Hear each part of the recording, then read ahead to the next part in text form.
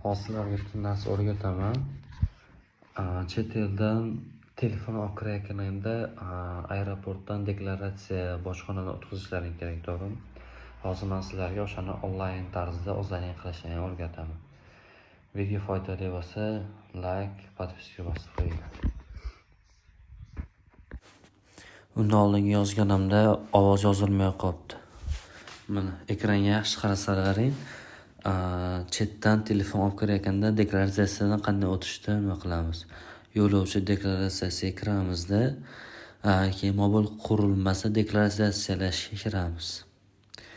Shu yerda mana region turadi, fuqaroligi O'zbekiston, keyin pasport ma'lumotlariga обязательно загранpasportni kiritasizlar, kun, oy, yillar kiritasizlar.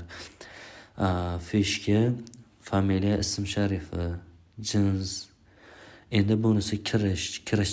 Siz O'zbekistonga kiryapsizmi yo O'zbekistondan telefon olib chiqib ketyapsizmi? Shuni belgilaysiz. Batda qayerdan kelyapsiz? Shuni ham obязательно belgilab ketasiz. Misrdanmi, Gretsiyadanmi? Qayerga ketmoqda? Bu obязательно O'zbekiston bo'ladi. Eng tayda hamroh 16 yoshdan kichkina bo'lgan bolalar uchun to'ldiriladi.